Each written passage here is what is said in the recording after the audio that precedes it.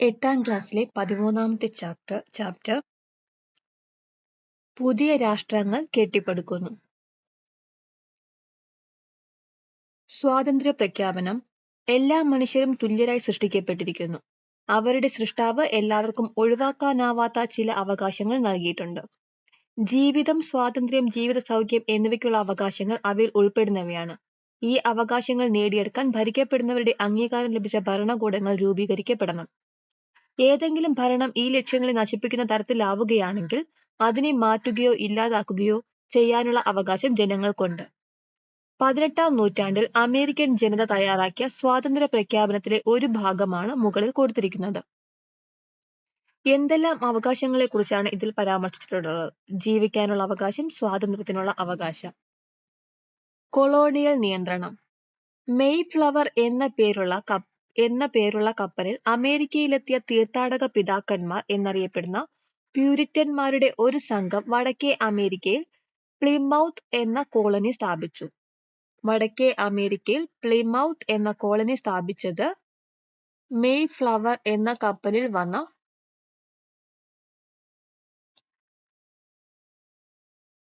തീർത്ഥാടകരായ പ്യൂരിറ്റിമാരാണ്.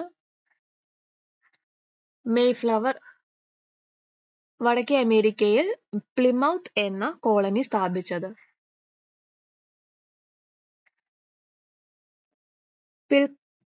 പിൽക്കാലത്ത് 12 കോളനികൾ കൂടി രൂപം കൊണ്ട് ഈ കോളനികളിൽ വസിച്ചിരുന്നവരിൽ ഭൂരിഭാഗവും ഇംഗ്ലീഷുകാരായിരുന്നു. മാതൃരാജ്യത്തിന്റെ പിന്തുണയില്ലാതെ അമേരിക്കയിൽ എത്തിച്ചേർന്ന ഇവരെ നിയന്ത്രിക്കുന്നതിനായി ഇംഗ്ലണ്ടിലെ രാജാവ് കോളനികളിൽ ഗവർണർമാരെ നിയമിച്ചു. കോളനിക്കാരുടെ അസംതൃപ്തിക്ക് ഇത് പ്രധാന കാരണമായി.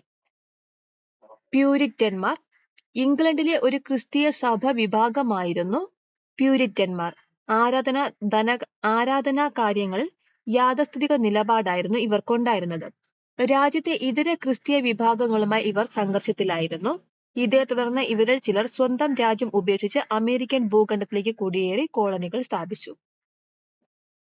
വാണിജ്യ നിയന്ത്രണം. ബ്രിട്ടീഷ് ഭരണകൂടം നിയമനിർമ്മാണത്തിലൂടെ കോളനികളിൽ വാണിജ്യ നിയന്ത്രണം കൊണ്ടുവരാൻ ശ്രമിച്ചു. അസംസ്കൃത വസ്തുക്കൾ സംഭരിക്കാനും നിർമ്മിതി ഉൽപ്പന്നങ്ങൾ വിറ്റഴിക്കാനുമുള്ള കുത്തക കമ്പോളമാക്കി അവർ കോളനികളെ മാറ്റി. ബ്രിട്ടൻ നടപ്പിലാക്കിയ വാണിജ്യ നിയമങ്ങൾ ഏതെല്ലാമെന്ന് പരിശോധിക്കാം. കോളനികളിൽ നിന്ന് കോളനികളിലേക്കുള്ള സാധനങ്ങൾ ബ്രിട്ടീഷ് കപ്പലുകളിലോ കോളനികളുടെ കപ്പലുകളിലോ മാത്രമേ കൊണ്ടുപോകാൻ പാടുള്ളൂ. കമ്പിളി, പുകയില, കപ്പലിന്റെ പായ് എന്നീ സാധനങ്ങൾ ഇംഗ്ലണ്ട് വഴി മാത്രമേ യൂറോപ്പിലേക്ക് അയക്കാവൂ. യൂറോപ്പിൽ നിന്ന് സാധനങ്ങൾ ഇംഗ്ലണ്ടിലൂടെ മാത്രമേ കൊണ്ടുപോകാൻ പാടുള്ളൂ. 1765 സ്റ്റാമ്പ് നിയമമനുസരിച്ച് വിൽപത്രങ്ങൾ, നിയമപരമായ പ്രമാണങ്ങൾ, ലഘുലേഖകൾ എന്നിവയിൽ നിശ്ചിത വിലയുള്ള സ്റ്റാമ്പ് പതിക്കണമെന്ന് നിഷ്കർഷിച്ചു. ഫ്രഞ്ചുകാരുടെ ആക്രമണത്തിൽ നിന്ന് കോളനികളെ സംരക്ഷിക്കാൻ ബ്രിട്ടന് ചെലവായ തുക തിരിച്ചുപിടിക്കുന്നതിനായാണ് അധിക നികുതി ഏർപ്പെടുത്തിയത്. വർദ്ധിച്ച ജനരോഷത്തെ തുടർന്ന് 1766 ഈ നിയമം പിൻവലിച്ചെങ്കിലും കോളനിയിൽ നികുതി ഏർപ്പെടുത്തുന്നതിനുള്ള അവകാശം ബ്രിട്ടീഷ് പാർലമെന്റിൽ നിക്ഷിപ്തമായി. ബ്രിട്ടന്റെ ഇത്തരം നടപടികൾ അമേരിക്കൻ ജനതയെ സാരമായി ബാധിക്കുന്നുവെന്ന് മനസ്സിലാക്കിയ കോളനി നിവാസികൾ കലാപവുമായി രംഗത്തു വന്നു. ബോസ്റ്റൺ തേയില സൽക്കാരം. ബ്രിട്ടീഷ് പ്രധാനമന്ത്രിയായിരുന്ന നോർത്ത് പ്രഭു 1773 തേയില നിയമം നടപ്പിലാക്കി. നടപ്പിലാക്കിയത് ബ്രിട്ടീഷ് പ്രധാനമന്ത്രിയായിരുന്ന നോർത്ത് പ്രഭു 1773 തേയില നിയമം നടപ്പിലാക്കിയത്. കോളനി നിവാസികളെ ഈസ്റ്റ് ഇന്ത്യ കമ്പനിയുടെ തേയില വാങ്ങാൻ നിർബന്ധിക്കുന്നതായിരുന്നു ഈ നിയമം. തുറമുഖത്തെത്തിയ കപ്പലുകളിൽ റെഡ് ഇന്ത്യക്കാരുടെ വേഷം ധരിച്ച് കയറിപ്പറ്റിയ പ്രതിഷേധക്കാർ തേയില പെട്ടികൾ കടലിലേക്ക് വലിച്ചെറിഞ്ഞു. ഈ സംഭവമാണ് ബോസ്റ്റൺ തേയില സൽക്കാരം എന്ന് അറിയപ്പെടുന്നത്. അപ്പം തേയില നിയമം നടപ്പിലാക്കിയത് 1773 ബ്രിട്ടീഷ് പ്രധാനമന്ത്രിയായിരുന്ന നോർത്ത് പ്രഭു ആയിരുന്നു.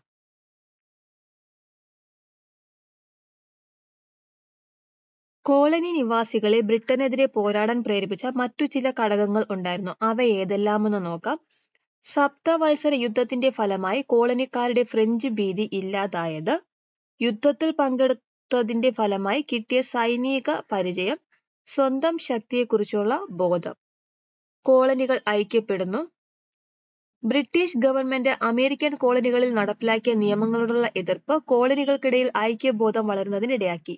ഈ ഐക്യബോധത്തിന്റെ പരിണിത ഫലമായി ഫിലാഡൽഫിയയിൽ കോളനി നിവാസികളുടെ പ്രതിനിധികൾ സമ്മേളിച്ചു. ഇത് കോണ്ടിനെന്റൽ കോൺഗ്രസ് എന്ന് അറിയപ്പെടുന്നു. ഈ സമ്മേളനങ്ങളെ കുറിച്ച് പരിശോധിക്കാം. ഒന്നാം ഫിലാഡൽഫിയ കോൺഗ്രസ് നടന്നത് 1774. ഒന്നാം ഫിലാഡൽഫിയ കോൺഗ്രസ് നടന്നത് 1774. ജോർജിയ ഒഴികെയുള്ള 12 കോളനികൾ പങ്കെടുത്തു. ഒന്നാം ഫിലാഡൽഫിയ കോൺഗ്രസിൽ ജോർജിയ ഒഴികെ 12 കോളനികളാണ് പങ്കെടുത്തത്. അപ്പൊ ജോർജിയ പങ്കെടുത്തിട്ടില്ല. പരാതികൾ പരിഹരിക്കുന്നതുവരെ ബ്രിട്ടനുമായുള്ള വ്യാപാരം നിർത്തിവെക്കാൻ തീരുമാനിച്ചു. 1775 രണ്ടാം ഫിലാഡൽഫിയ കോൺഗ്രസ്. അപ്പൊ ഒന്നാം ഫിലാഡൽഫിയ കോൺഗ്രസ് നടന്നത് 1774. രണ്ടാം ഫിലാഡൽഫിയ കോൺഗ്രസ് നടന്നത് 1775. ബ്രിട്ടീഷ് രാജാവിന് ഒലിവ് ബ്രാഞ്ച് പെറ്റീഷൻ നൽകി ജോർജ് വാഷിംഗ്ടനെ അമേരിക്കൻ സൈന്യത്തിന്റെ തലവനായി നിയമിച്ചു. ബ്രിട്ടനുമായി യുദ്ധം ആരംഭിച്ചു. ഇവയാണ് രണ്ടാം ഫിലാഡൽഫിയ കോൺഗ്രസിൽ നടന്നത്. 1776 മൂന്നാം ഫിലാഡൽഫിയ കോൺഗ്രസ്. മൂന്നാം ഫിലാഡൽഫിയ കോൺഗ്രസ് നടന്നത് 1776. പ്രസിദ്ധമായ സ്വാതന്ത്ര്യ പ്രഖ്യാപനം നടത്തി. ഇത് എഴുതി തയ്യാറാക്കിയത് തോമസ് ജെഫേഴ്സൺ ആയിരുന്നു. സ്വാതന്ത്ര്യ പ്രഖ്യാപനം നടത്തിയത് 1776 മൂന്നാം ഫിലാഡൽഫിയ കോൺഗ്രസിലാണ്. ഇത് എഴുതി തയ്യാറാക്കിയത് സ്വാതന്ത്ര്യ പ്രഖ്യാപനം എഴുതി തയ്യാറാക്കിയത് തോമസ് ജെഫേഴ്സൺ ആയിരുന്നു. സപ്തവത്സര യുദ്ധം. വ്യാപാര കുത്തക ഉറപ്പാക്കുന്നതിനായി ബ്രിട്ടനും ഫ്രാൻസും തമ്മിൽ നടന്ന യുദ്ധമാണ് സപ്തവത്സര യുദ്ധം. അപ്പൊ സപ്തവത്സര യുദ്ധം നടന്നത് ആരൊക്കെ തമ്മിലായിരുന്നു? ബ്രിട്ടനും ഫ്രാൻസും തമ്മിലായിരുന്നു. 1756 ആരംഭിച്ച യുദ്ധം 1763 പാരീസ് സന്ധിയോടെ അവസാനിച്ചു. സപ്തവത്സര യുദ്ധം ആരംഭിച്ചത് 1756 അവസാനിച്ചത് 1763 പാരീസ് സന്ധിയോടു കൂടിയുമാണ്. Olive branch petition. ബ്രിട്ടനുമായുള്ള യുദ്ധം ഒഴിവാക്കുക എന്ന ലക്ഷ്യത്തോടെ രാജാവിനോടുള്ള തങ്ങളുടെ വിശ്വസ്തത പ്രഖ്യാപിച്ചുകൊണ്ട് കോളനി നിവാസികൾ നൽകിയ പരാതിയാണിത്. ഇതിലൂടെ 1765 ശേഷം പാസാക്കിയ നിയമങ്ങൾ പിൻവലിക്കണമെന്ന് അവർ ആവശ്യപ്പെട്ടു. തത്വചിന്തയും വിപ്ലവവും.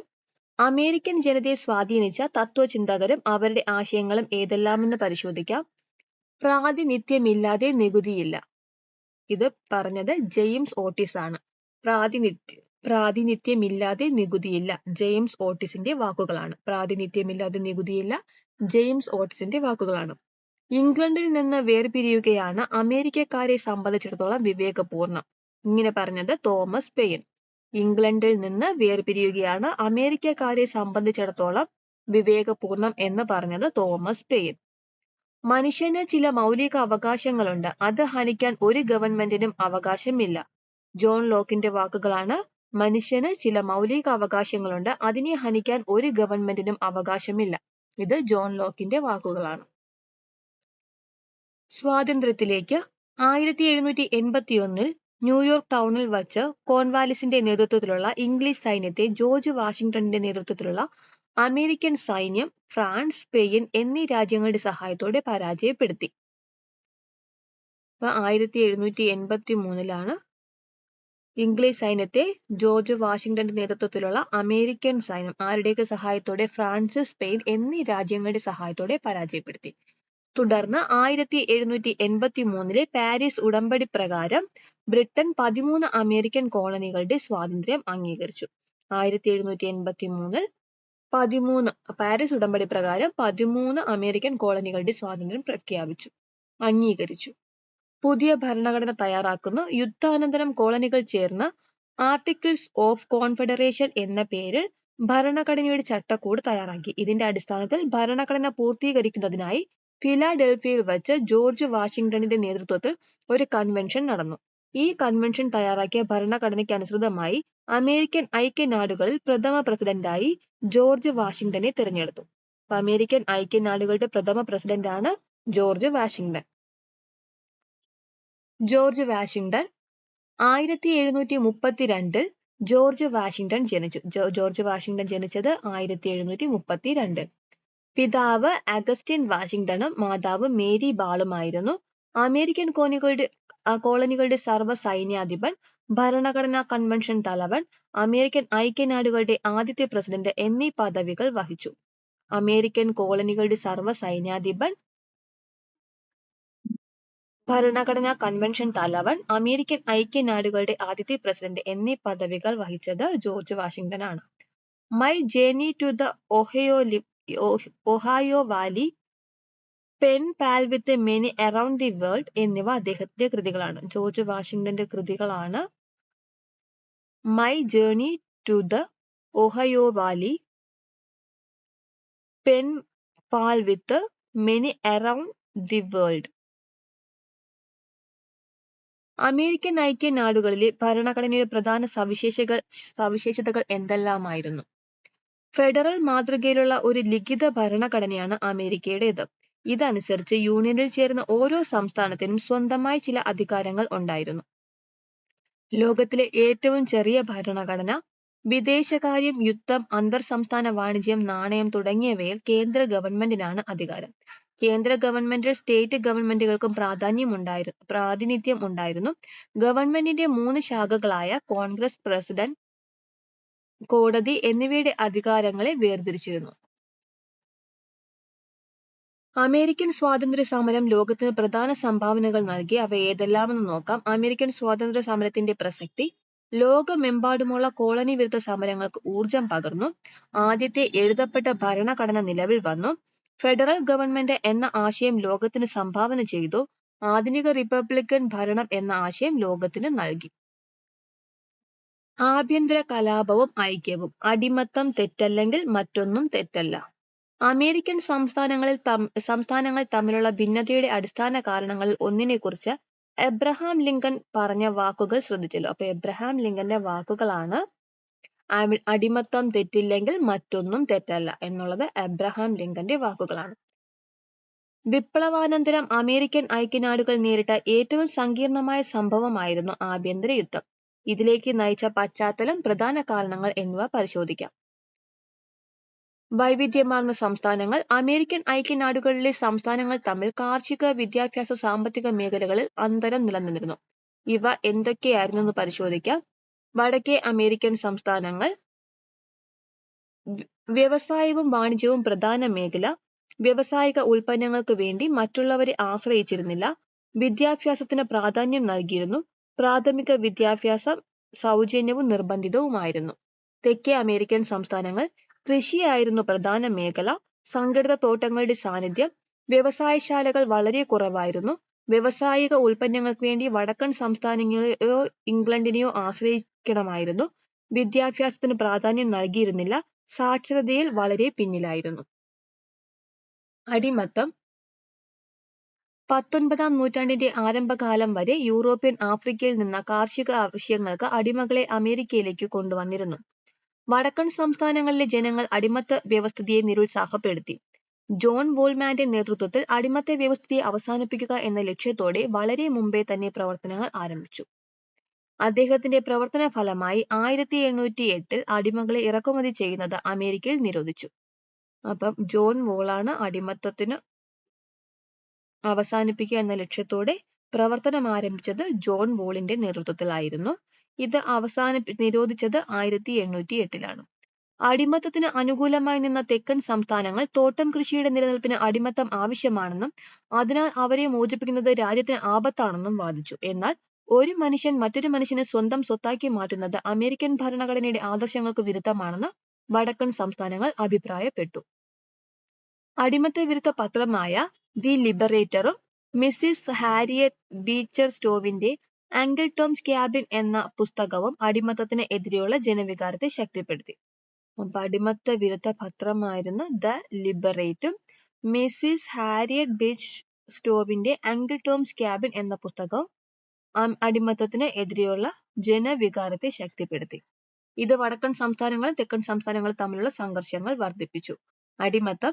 ഒരു മനുഷ്യൻ അന്യന്റെ സമ്പൂർണ്ണ അധികാരത്തിന് വിധേയനായി തീരുന്ന അവസ്ഥയാണ് അടിമത്തം എന്ന് ലീഗ് ഓഫ് നേഷൻസ് നിർവചിച്ചിട്ടുണ്ട്. പരാജിതരായ ശത്രുക്കളെ തടവുകാരായി പിടിച്ചും വ്യക്തികളെ വിലയ്ക്ക് വാങ്ങിയും അടിമകളാക്കിയിരുന്നു. CE 16-ാം നൂറ്റാണ്ടിൽ യൂറോപ്യൻ രാജ്യങ്ങളിൽ കോളനി വികസനത്തോടെ ആഫ്രിക്കയിൽ നിന്ന് വൻതോതിൽ അടിമകളെ അമേരിക്കയിലേക്ക് കൊണ്ടുവന്നു. ബാലിറ്റിൽ നിന്ന് യുദ്ധഭൂമിയിലേക്ക്. അടിമത്തം അവസാനിപ്പിക്കാൻ പ്രതിജ്ഞാബദ്ധരായിരുന്ന റിപ്പബ്ലിക്കൻ പാർട്ടിയുടെ നേതാവായിരുന്നു എബ്രഹാം ലിങ്കൺ. റിപ്പബ്ലിക് പാർട്ടിയുടെ നേതാവായിരുന്നു എബ്രഹാം ലിങ്കൺ.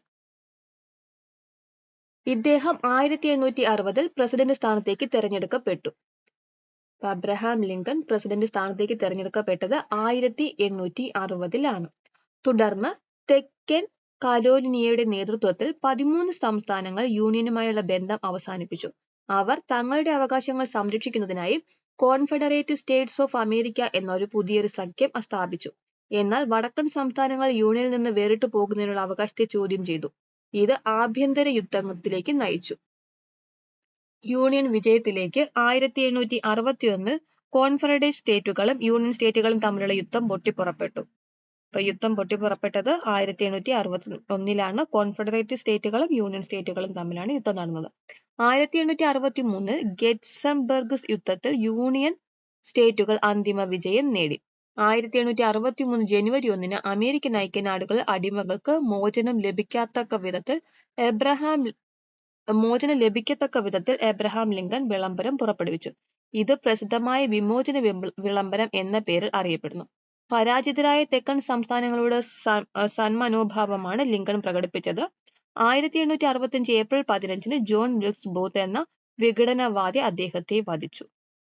എബ്രഹാം ലിങ്കനെ വധിച്ചത് 1865 ഏപ്രിൽ 15-ന് ജോൺ വിൽക്സ് ബൂത്ത് എന്ന വിഘടനവാദിയാണ് എബ്രഹാം ലിങ്കനെ വധിച്ചത്.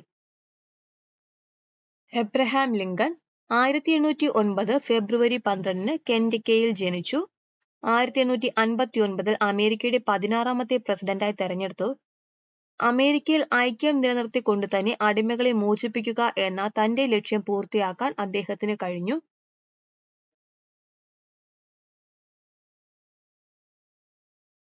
ഗെറ്റിസ്ബർഗ് പ്രസംഗത്തിലാണ് അദ്ദേഹം ജനാധിപത്യത്തെ ജനങ്ങളാൽ ജനങ്ങൾക്ക് വേണ്ടി നടത്തുന്ന ഭരണം എന്ന് നിർവചിച്ചത്. റഷ്യൻ വിപ്ലവം. ഞങ്ങളുടെ കാലത്ത് എല്ലാ സൂത്രങ്ങളും നേട്ടങ്ങളും നവീന സംസ്കാരത്തിന്റെ പുരോഗതിയും പ്രയോജനപ്പെടുത്തിക്കൊണ്ട് കൃഷിക്കാർ കൊള്ള ചെയ്യപ്പെട്ടിരുന്നു. ഇതിന്റെ ഫലമായിട്ടാണ് അവർ പട്ടിണി കിടന്നതും വാത്തിന്റെ കാൽ ഭക്ഷിക്കുന്നതും റൊട്ടിക്ക് പകരം ചളിക്കട്ടികൾ ഭക്ഷിക്കുന്നതും അജീർണം ബാധിച്ച് പ്രാണവേദന കൊണ്ട് മരിക്കുന്നതും. അതേസമയം നിക്കോളസ് രണ്ടാമന്റെ നേതൃത്വത്തിൽ റഷ്യൻ ഭൂപ്രഭുക്കളും മുതലാളിമാരും ഒന്നടങ്കം സമ്പത്തിൽ ആറാടുകയാണ്. ലെനിന്റെ സമാഹൃത കൃതികൾ വാല്യം 17 പേജ് 527. മുകളിൽ നൽകിയിരിക്കുന്ന വാക്കുകളിൽ നിന്നും റഷ്യയിലെ കർഷകരുടെയും സാധാരണക്കാരുടെയും ജീവിതത്തെക്കുറിച്ച് എന്തെല്ലാം മനസ്സിലാക്കാൻ കഴിയും? ഈ സാഹചര്യങ്ങൾ എങ്ങനെയാണ് റഷ്യൻ ജനതയെ വിപ്ലവത്തിലേക്ക് നയിച്ചത്? സാർ, ചക്രവർത്തിയും ജനകീയ സഭയും. റഷ്യയിൽ ഭരണം നടത്തിയിരുന്ന സ്വേച്ഛാധിപതികളായ ഭരണകർത്താക്കൾ സാർ ചക്രവർത്തിമാർ എന്നറിയപ്പെട്ടു. ഉദ്യോഗസ്ഥരെ നിയമിക്കുന്നതിനും പിരിച്ചുവിടുന്നതിനും മാത്രമല്ല, ആരെയും നാടുകടത്തുന്നതിനും തടങ്കലാക്കുന്നതിനും ചക്രവർത്തിക്ക് അധികാരമുണ്ടായിരുന്നു. ദുരിതപൂർണമായ തൊഴിൽ സാഹചര്യങ്ങൾ, സാമ്പത്തിക മാന്ദ്യം, ജപ്പാനുമായി നടന്നുകൊണ്ടിരുന്ന യുദ്ധം എന്നിവ രോഷാകുലരായ ജനങ്ങൾ സാമ്പത്തിക രാഷ്ട്രീയ നവീകരണത്തിനായി സാർ നിക്കോളസ് രണ്ടാമനോട് അഭ്യർത്ഥിക്കാൻ ഫാദർ ഗാബോന്റെ നേതൃത്വത്തിൽ സെന്റ് പീറ്റേഴ്സ്ബർഗിലേക്ക് മാർച്ച് ചെയ്തു. പ്രതിഷേധക്കാർക്കെതിരെ സൈന്യം വെടിയുതിർക്കുകയും 100-ലധികം തൊഴിലാളികൾ കൊല്ലപ്പെടുകയും ചെയ്തു. 1905 ജനുവരി 22-ന് സെന്റ് പീറ്റേഴ്സ്ബർഗിൽ നടന്ന ഈ കൂട്ടക്കൊലയാണ് രക്തരൂക്ഷിതമായ ഞായറാഴ്ച എന്ന് അറിയപ്പെടുന്നത്.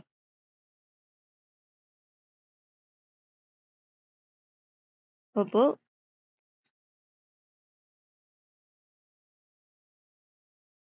ദുരിതപൂർണമായ തൊഴിൽ സാഹചര്യങ്ങൾ, സാമ്പത്തിക മാന്ദ്യം, ജപ്പാനുമായി നടന്നുകൊണ്ടിരുന്ന യുദ്ധം എന്നിവയിൽ രോഷാകുലരായ ജനങ്ങൾ രാഷ്ട്രീയ നവീകരണത്തിനായി സർ നിക്കോളസ് രണ്ടാമനോട് അഭ്യർത്ഥിക്കാൻ ഫാദർ ഗാബോന്റെ നേതൃത്വത്തിൽ സെന്റ് പീറ്റേഴ്സ്ബർഗിലേക്ക് മാർച്ച് ചെയ്തു. പ്രതിഷേധക്കാർക്കെതിരെ സൈന്യം വെടിയുതിർക്കുകയും 100-ലധികം തൊഴിലാളികൾ കൊല്ലപ്പെടുകയും ചെയ്തു. 1905 ജനുവരി 22-ന് സെന്റ് പീറ്റേഴ്സ്ബർഗിൽ നടന്ന ഈ കൂട്ടക്കൊലയാണ് രക്തരൂക്ഷിത ഞായറാഴ്ച എന്ന് അറിയപ്പെടുന്നത്. രക്തരൂക്ഷിത ഞായറാഴ്ച എന്നറിയപ്പെടുന്നത് 1905 ജനുവരി 22-നാണ്. ഇത് നടന്നത് സെന്റ് പീറ്റേഴ്സ്ബർഗിലാണ്. ജനരോഷത്തെ തുടർന്ന് ദ്യൂമ എന്ന പാർലമെന്റ് രൂപീകരിക്കാൻ ചക്രവർത്തി സമ്മതിച്ചു. എന്നാൽ ഡ്യൂമയിൽ നിർദ്ദേശിച്ച എല്ലാ പരിഷ്കാരങ്ങളും അദ്ദേഹം നിരസിക്കുകയും രാഷ്ട്രീയ സ്വാതന്ത്ര്യത്തെ അടിച്ചമർത്താൻ ശ്രമിക്കുകയും ചെയ്തു. ഇപ്പൊ ജനരോഷത്തെ തുടർന്ന് ഡ്യൂമ എന്ന പാർലമെന്റ് രൂപീകരിക്കാൻ ചക്രവർത്തി സമ്മതിച്ചു. തൊഴിലാളികളും വിപ്ലവവും. റഷ്യൻ സമൂഹത്തിൽ രണ്ട് ജനവിഭാഗങ്ങളാണ് ഉണ്ടായിരുന്നത്. തൊഴിലാളികളും കർഷകരും അടങ്ങുന്ന സാധാരണക്കാരായ ജനങ്ങളും പ്രഭുക്കളും മുതലാളിമാരടങ്ങുന്ന സമ്പന്ന വിഭാഗവും.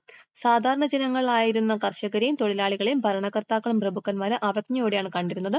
കർഷകരുടെയും തൊഴിലാളികളുടെ ദയനീയ അവസ്ഥ എന്തായിരുന്നു എന്ന് പരിശോധിക്കാം. തൊഴിലാളികൾ നേരിട്ട പ്രധാന പ്രശ്നങ്ങൾ: കുറഞ്ഞ വേതനം, മോശം ജീവിത സാഹചര്യം, വർദ്ധിച്ച തൊഴിൽ സമയം, വ്യവസായങ്ങളിൽ വിദേശ മുതലാളികളുടെ ആധിപത്യം. തൊഴിലാളികളെ പോലെ തന്നെ കർഷകരുടെ അവസ്ഥ ദയനീയമായിരുന്നു. അവർ എന്തൊക്കെയെന്ന് പരിശോധിക്കാം. കർഷകർ സാമൂഹികമായും സാമ്പത്തികമായും അടിച്ചമർത്തപ്പെട്ടിരുന്നു. കൃഷിഭൂമിയിൽ അധികവും പ്രഭുക്കന്മാരുടെ കൈകളിലായിരുന്നു.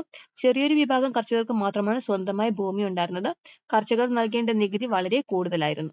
വിദേശ മുതലാളിമാരുടെ ആധിപത്യവും ചൂഷണവും കർഷകർക്കും തൊഴിലാളികൾക്കുമിടയിൽ ട്രേഡ് യൂണിയനുകൾ രൂപീകരിക്കുന്നതിന് കാരണമായി. ഇത് അവരിൽ രാഷ്ട്രീയ ബോധം വളരുന്നതിനിടയാക്കി. ഈ പശ്ചാത്തലത്തിലാണ് രാഷ്ട്രീയ പാർട്ടികൾ രൂപീകൃതമാകുന്നത്. അവയിൽ ഏറ്റവും പ്രധാനപ്പെട്ടതെന്ന് പരിശോധിക്കാം. സോഷ്യൽ ഡെമോക്രാറ്റിക് വർക്കേഴ്സ് പാർട്ടി, ബോൾഷെവിക്കുകൾ, മെൻഷെവിക്കുകൾ. ഇപ്പോൾ സോഷ്യൽ ഡെമോക്രാറ്റിക് വർക്കേഴ്സ് പാർട്ടി തന്നെ രണ്ട് രീതിയിലുണ്ട്: ബോൾഷെവിക്കുകളും മെൻഷെവിക്കുകളും. ആശയങ്ങളുടെ സ്വാധീനം. വിപ്ലവത്തിന് അനുകൂലമായ സാഹചര്യം സൃഷ്ടിക്കുന്നതിന് സാഹിത്യകാരരും വലിയ പങ്ക് വഹിച്ചിരുന്നു. ലിയോ ടോൾസ്റ്റോയ്, തുർഗെനവ്, മാക്സിം ഗോർക്കി മുതലായവരുടെ രചനകൾ സാധാരണ ജനതയുടെ ശോചനീയാവസ്ഥയെ ഹൃദയസ്പർശിയായി ചിത്രീകരിച്ചു. എന്നാൽ വിപ്ലവം സൃഷ്ടിച്ചത് അതിനുവേണ്ട മാർഗനിർദ്ദേശങ്ങൾ നൽകിയത് കാൾ മാർക്സിന്റെയും ഫ്രെഡറിക് ഏംഗൽസിന്റെയും കമ്മ്യൂണിസ്റ്റ് സിദ്ധാന്തങ്ങൾ അടങ്ങിയ കമ്മ്യൂണിസ്റ്റ് മാനിഫെസ്റ്റോ ആയിരുന്നു. മാർക്സിസ്റ്റ് പ്രത്യയശാസ്ത്രം. മാർക്സിസ്റ്റ് പ്രത്യയശാസ്ത്ര പ്രകാരം മനുഷ്യജീവിതത്തിലെ രാഷ്ട്രീയവും സാമൂഹികവും വൃത്തിപരമായ എല്ലാ പ്രവർത്തനങ്ങളും നിർണ്ണയിക്കുന്നതിന് സമൂഹത്തിലെ ഉൽപാദന രീതിയാണ്. തൊഴിലാളികളാണ് ഉൽപാദനത്തിന്റെ അടിസ്ഥാനമെന്നും അതിനാൽ തൊഴിലാളികളുടെ ആധിപത്യത്തിന് നിലകൊള്ളണമെന്നും മാർക്സിസ്റ്റ് ആശയത്തിന് രൂപം നൽകിയ കാൾ മാർക്സും ഫ്രെഡറിക് ഏംഗൽസും വാദിച്ചു. ഒന്നാം ലോക യുദ്ധം ആരംഭിച്ചപ്പോൾ റഷ്യൻ പങ്കാളിയായി ആയുധങ്ങളുടെ കുറവും പരിശീലനത്തിന്റെ അഭാവവും മൂലം ആയിരക്കണക്കിന് സൈനികർ കൊല്ലപ്പെട്ടു. ഇത് സാർ ഭരണകൂടത്തിനെതിരെ സാധാരണ ജനങ്ങൾക്കിടയിൽ നിന്ന് വിമർശനം ഉയർന്നു വരുന്നതിനിടയാക്കി.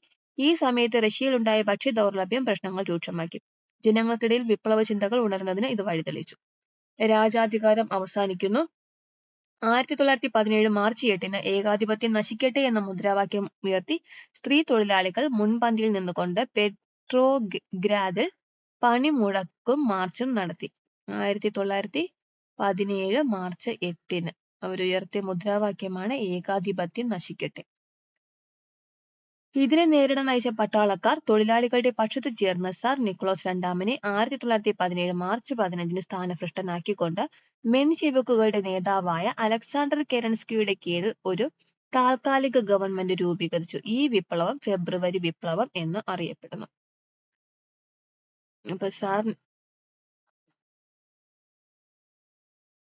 ഇതിനെ നേരിടാൻ അയച്ച പട്ടാളക്കാർ തൊഴിലാളികളുടെ പക്ഷത്ത് ചേർന്ന് സാർ നിക്കോളാസ് രണ്ടാമനെ 1917 മാർച്ച് 15 സ്ഥാനഭ്രഷ്ടനാക്കിക്കൊണ്ട് മെൻഷെവിക്കുകളുടെ നേതാവായ അലക്സാണ്ടർ കെരൻസ്കിയുടെ കീഴിൽ ഒരു താൽക്കാലിക ഗവൺമെന്റ് രൂപീകരിച്ചു. ഈ വിപ്ലവമാണ് ഫെബ്രുവരി വിപ്ലവം എന്ന് അറിയപ്പെടുന്നത്. 1917 മാർച്ച് 15 ഫെബ്രുവരി വിപ്ലവം. അതിന്റെ നേതാവ് മെൻഷെവിക്കുകളുടെ നേതാവ് അലക്സാണ്ടർ കെരൻസ്കി. തൊഴിലാളി വർഗം സർവാധിപത്യത്തിലേക്ക്. റഷ്യൻ വിപ്ലവത്തെ പൂർണ്ണതയിലേക്ക് എത്തിച്ചത് ബോൾഷെവിക് പാർട്ടിയുടെ നേതാവ് ലെനിൻ ആയിരുന്നു. അപ്പൊ റഷ്യൻ വിപ്ലവത്തെ പൂർണ്ണതയിലെത്തിച്ചത് ബോൾഷെവിക് നേതാവായിരുന്ന ലെനിൻ ആയിരുന്നു. താൽക്കാലിക ഗവൺമെന്റ് മുതലാളിമാരുടേതാണെന്നും അത് ജനങ്ങൾക്ക് സമാധാനവും ഭക്ഷണവും സ്വാതന്ത്ര്യവും അനുവദിക്കുന്നില്ലെന്നും അതിനാൽ അതിന്റെ സ്ഥാനത്ത് സോവിയറ്റുകളുടെ ഗവൺമെന്റ് വരണമെന്നും അദ്ദേഹം വാദിച്ചു. അദ്ദേഹം പുതിയ ആശയങ്ങൾ മുന്നോട്ട് വച്ചു. അവ എന്തൊക്കെയെന്ന് പരിശോധിക്കാം. ലെനിന്റെ ആശയങ്ങളാണ്: അധികാരം തൊഴിലാളി കൗൺസിലുകൾക്കും, ഭൂമി കർഷകർക്കും, ഭക്ഷണം പട്ടിണി കിടക്കുന്നവർക്ക്, സമാധാനം എല്ലാവർക്കും. ഇതായിരുന്നു ലെനിന്റെ വാദങ്ങൾ. ഈ ലക്ഷ്യം നേടിയെടുക്കുന്നതിനായി രൂപീകരിച്ച സൈനിക വിഭാഗമായിരുന്നു ചുവപ്പ് കാവൽ സേന, റെഡ് ഗാർഡ്. ബോൾഷെവിക് സംഘങ്ങൾ തപാൽ, ടെലിഫോൺ കേന്ദ്രങ്ങൾ, തീവണ്ടി സ്റ്റേഷനുകൾ, ബാങ്കുകൾ എന്നിങ്ങനെ ഗ്രാദിലെ പ്രധാന സ്ഥാപനങ്ങളെല്ലാം പിടിച്ചെടുത്തു. അതിനുശേഷം താൽക്കാലിക ഗവൺമെന്റിന്റെ ആസ്ഥാനമായ ശൈത്യകാല രാജധാനിയും കൈവശപ്പെടുത്തി. ഇതോടെ അലക്സാണ്ടർ കെരൻസ്കിയുടെ നേതൃത്വത്തിലുള്ള താൽക്കാലിക ഗവൺമെന്റ് പുറത്തായി. ഈ വിപ്ലവം ഒക്ടോബർ വിപ്ലവം എന്ന് അറിയപ്പെടുന്നു. തുടർന്ന് ലെനിൻ റഷ്യൻ തൊഴിലാളികളുടെ റിപ്പബ്ലിക്കായി പ്രഖ്യാപിക്കുകയും അദ്ദേഹത്തെ നേതൃത്വത്തിൽ ഒരു ഗവൺമെന്റ് രൂപീകരിക്കുകയും ചെയ്തു.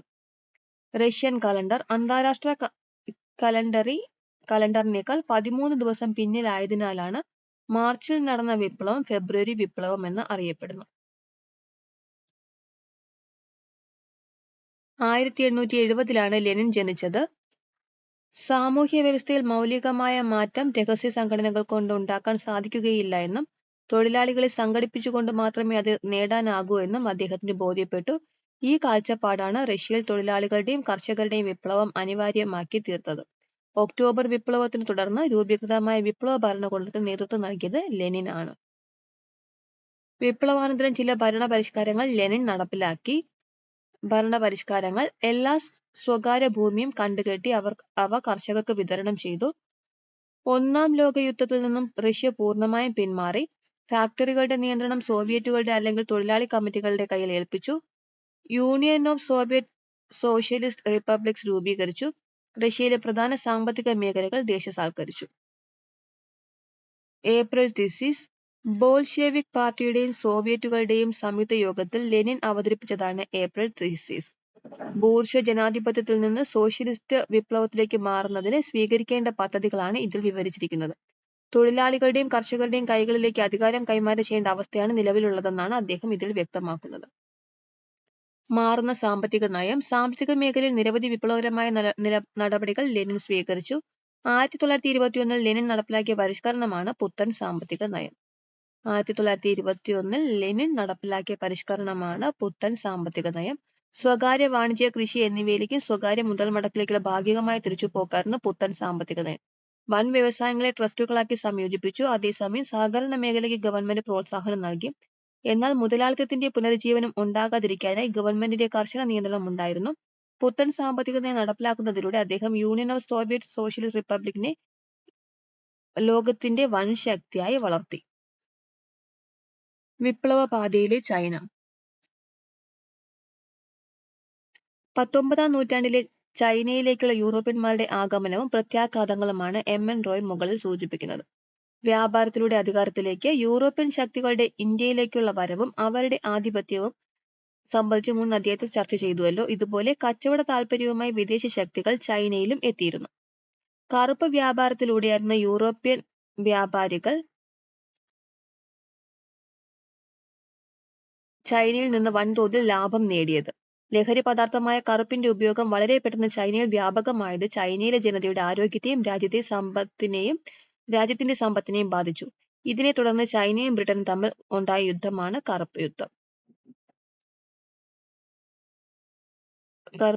എന്ന പേരിൽ അറിയപ്പെടുന്നത്. ഈ യുദ്ധത്തിൽ ചൈന പരാജയപ്പെട്ടു. തുടർന്ന് നാങ്കിങ് ഉടമ്പടി പ്രകാരം ചൈനയിലെ പ്രധാന തുറമുഖങ്ങളായ കാൻഡൻ, അമോയ്, നിങ്ബോ, ഷാങ്ഹായ് എന്നിവ വിദേശ വ്യാപാരത്തിനായി തുറന്നുകൊടുത്തു. നാങ്കിങ് ഉടമ്പടി പ്രകാരമാണ് ചൈനയിലെ പ്രധാന തുറമുഖങ്ങളായ കാൻഡൻ, അമോയ്, നിങ്ബോ, ഷാങ്ഹായ് എന്നിവ വിദേശ വ്യാപാരത്തിനായി തുറന്നുകൊടുത്തു.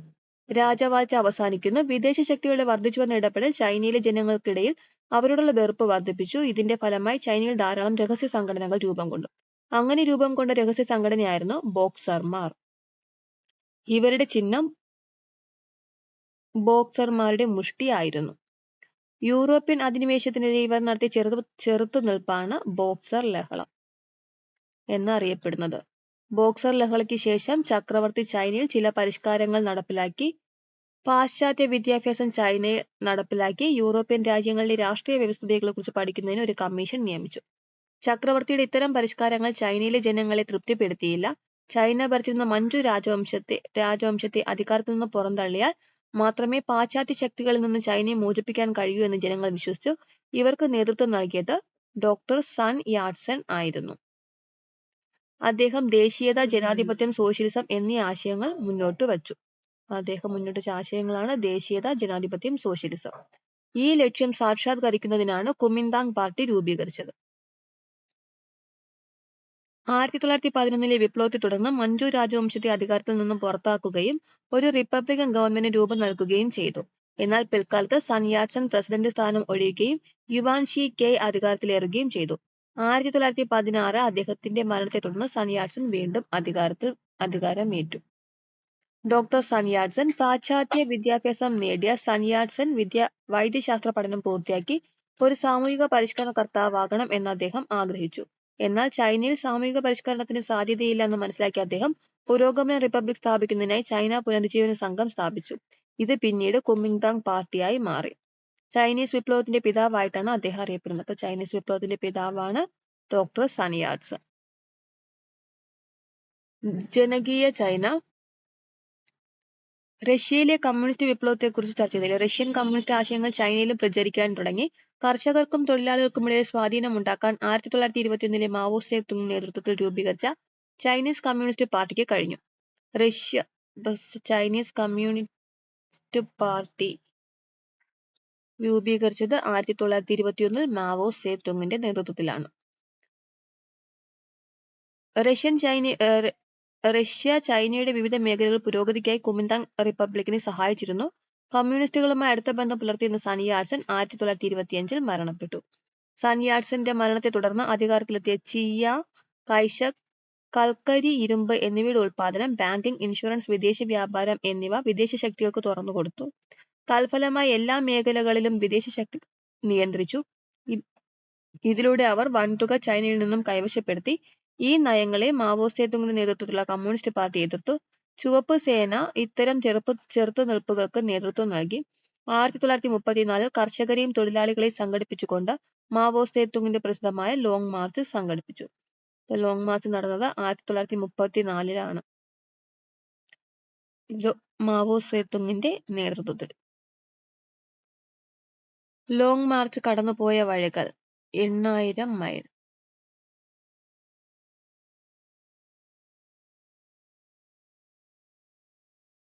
1893 ഡിസംബർ 26 മാവോ ഇച്ചാങ്ങിന്റെയും പെൻഗ്വി മേയുടെയും പുത്രനായി ഷാവോനിൽ ജനിച്ചു.